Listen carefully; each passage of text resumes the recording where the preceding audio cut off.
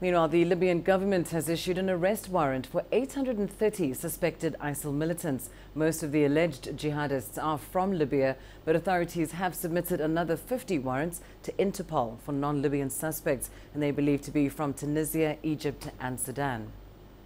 The investigations carried out on members of the ISIL group arrested in several Libyan cities showed documents that prove the existence of a so-called Islamic State in Iraq and Syria and the expansion of the organization and its emergence in Libya, as well as a connection to its leaders in the two countries, that is Iraq and Syria. Well, let's bring you more on this developing story from our North African correspondent, Yasser Hakim. He joins us live now from Cairo. Yasser, the arrest warrants for ISIL fighters in Libya were issued as Egypt itself carried out fresh airstrikes against what's believed to be a convoy of militants near the border. What more do we know about ISIL's presence and operations in the region so far? Well, obviously, there has been a crackdown in Libya on ISIL. It has been succeeding in the last few months in pushing them away from their strongholds like Sirte. But obviously, many of them have fled. They're not dead. They fled and using Libya's vast desert areas, they obviously have managed to hide in certain caves and desert regions. Some of them have been trying to infiltrate into neighboring countries, like we just mentioned what happened yesterday on the borders with Egypt. They have been trying to infiltrate into Egypt, and the Egyptian army has attacked them and managed to stop a convoy of militants from coming into the country. So there has been still presence of ISIL, maybe much weaker, not as organized and strong as before, but they still exist and they still try to operate to at least show their members or their followers that they are still there and that they are still fighting, and thus try to even grasp more coming from Syria or Iraq, where they have been losing there. So trying to even attract them into Libya to try at least to reorganize or regroup in North Africa. But with the efforts from the neighboring countries trying to coordinate with the Libyan army, there is still fighting ongoing and attempts to try to stop ISIL from regrouping into Libya again.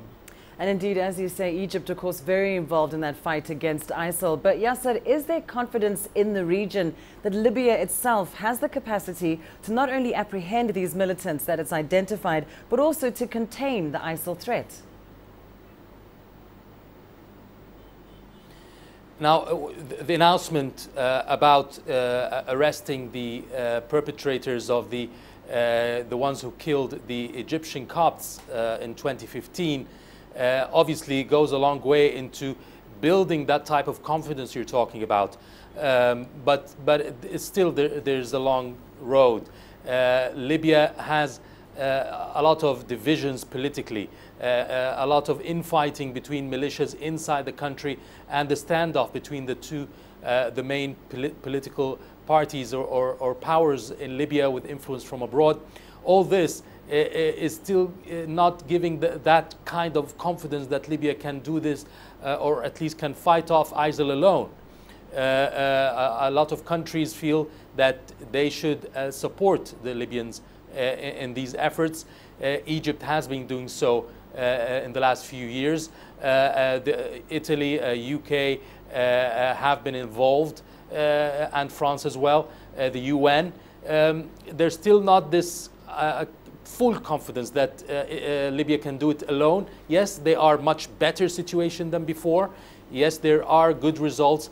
Those perpetrators that have been announced and arrested, they're also the ones who attacked or killed the Ethiopians and the two Austrians in the last few years. So this can build confidence with these countries that they feel that those ISIL killers can be brought to justice and can be arrested.